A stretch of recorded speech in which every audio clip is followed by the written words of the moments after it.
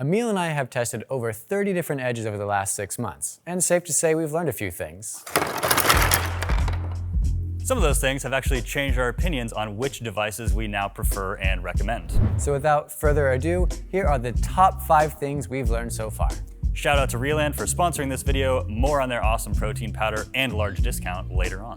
This video is not intended as a review, recommendation, or denigration of any particular device. All devices were either already owned by us or were sent to us by the manufacturer for free with no strings attached. No money has changed hands, and none of those companies are the sponsor of this video. One of the manufacturers, Fictitious, has been a sponsor on this channel in the past, and we currently have an affiliate link for their products. 2 of the devices in this video are made and sold by us at Hooper's Beta. Regardless, we'll do our best to provide fair and balanced information.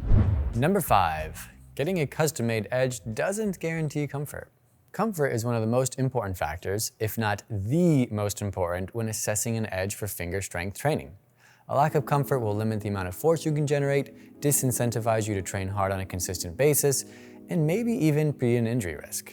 To avoid that, many people turn to custom-made edges in the hopes of maximizing comfort and ergonomics. Typically, manufacturers will ask for a handful of measurements or some sort of reference for your finger size. Then, they'll modify one of their templates to try and make the edge fit your particular morphology better. Sometimes it works well. Several of the edges we've been testing are custom-made, and we actually really like the feel of a few of them.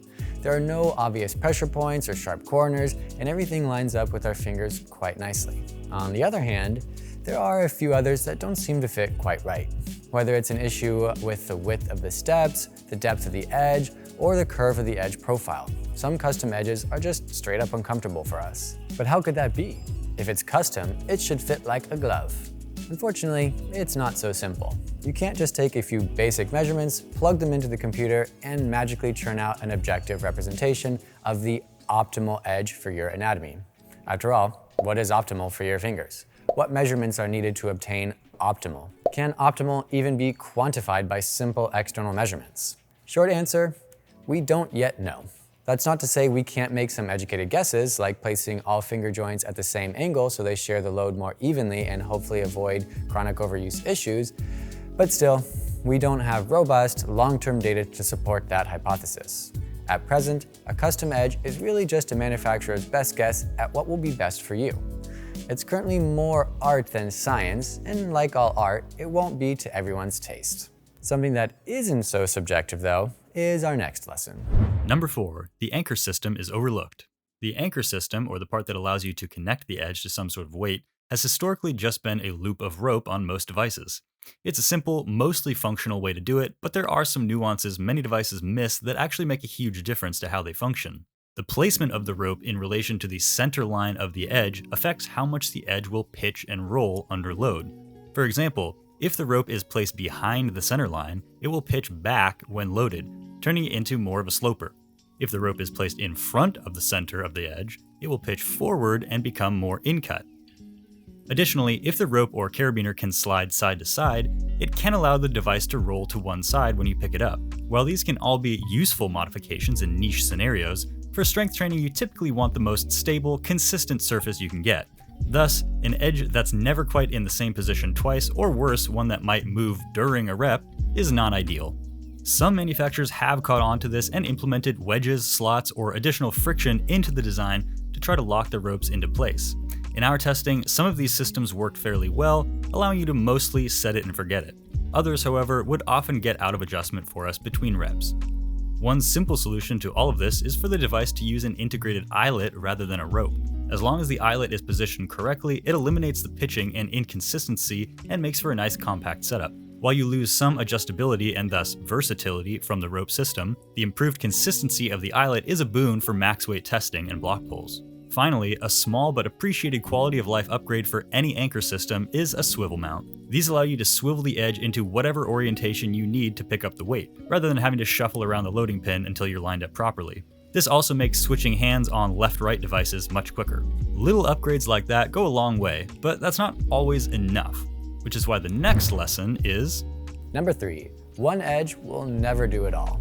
Throughout our testing, I've been mainly focused on using the devices for warm-ups and recruitment pulls or overcoming isometrics, while Emil has focused on max weight block pulls. This has made one thing quite apparent. Different use cases often call for different edges. Some of the details that make a big difference for heavy block pulls, like a properly positioned anchor system and a large rounded edge for comfort, tend to be less crucial for a warm-up edge, where we're also looking for portability and specificity. When we're preparing to climb on some tiny crimps, a large block pull edge doesn't quite do the trick for our connective tissue and skin. Meanwhile, for recruitment pulls, we much prefer an edge with some in-cut to dig behind.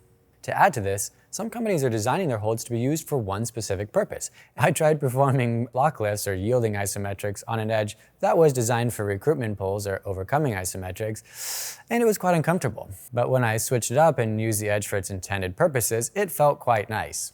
Duh. So, while you certainly don't need a backpack full of edges to get the job done, it can definitely help to at least have a larger one for maximizing muscular strength adaptations and one or two smaller edges for getting acquainted with a sub 20mm crimp. I currently find different edges more comfortable for block pulls versus crimp curls versus warm-up and recruitment pulls. Different tools for different jobs. Just like how great tools are important for training but require good programming to be effective, great programming can fall flat without good nutrition. That's why we're stoked that Real Land is sponsoring this video and giving everyone 25% off their awesome protein powder with code HoopersBeta. Real Land offers high-quality, sustainable protein products including grass-fed whey and plant-based options. Now, I typically go with whey protein, but that's just because most vegan proteins I've tried are chalky, don't blend well, and honestly just don't taste great. Real Land's vegan protein, on the other hand, tastes fantastic, blends smoothly, and doesn't leave that miserable chalky feeling in your mouth.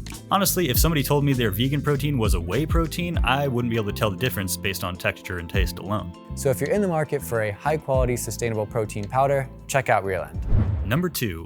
One person's favorite can be your nightmare. One of the biggest mistakes we all make is seeing something that works for someone else, like Adam Ondra training twice a day, and immediately assuming that that's what we should be doing, too.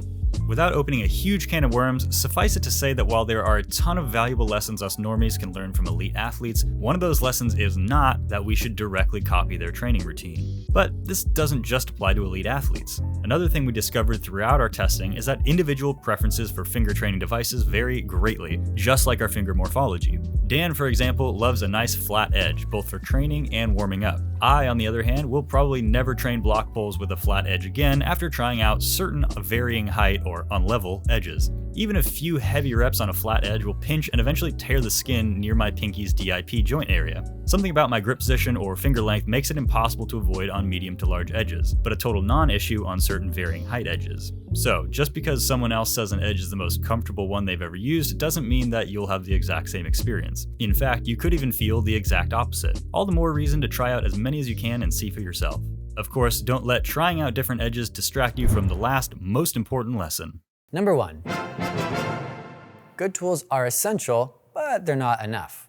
A world-class runner can beat just about anyone in the most basic shoes. Heck, they can even beat most people barefoot. But with the best possible shoes, they can also go a whole lot faster. Was it the shoes that took them from average to world-class? Of course not. It took a ton of consistent hard work to build elite strength, endurance, and technique. Good shoes, or any good tool for that matter, just make the process easier and more enjoyable. Ultimately, the most important takeaway from our testing so far is that having the most comfortable, most ergonomic, most high-tech, most heavily marketed edge is not going to get you strong fingers. The only way to accomplish that is the same way the runner got good: diligence, adaptability, and effort. You do need functional tools to get you where you want to go, but there is currently no compelling data set to tell us that a certain edge type will get you better long-term results than another. Anyone who says otherwise is just guessing. Of course, we'd love it if you bought a brand new mod edge from our store, but I'm not going to sit here and tell you that's the only way for you to get strong, healthy fingers. At present, the most plausible early indicator that an edge will work well for someone is that it feels comfortable. Until next time, train, climb, send, and repeat.